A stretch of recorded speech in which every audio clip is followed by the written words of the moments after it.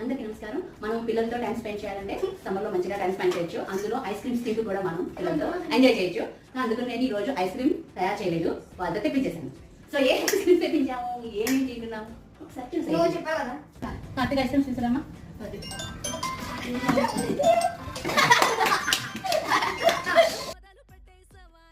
ఏంటంటే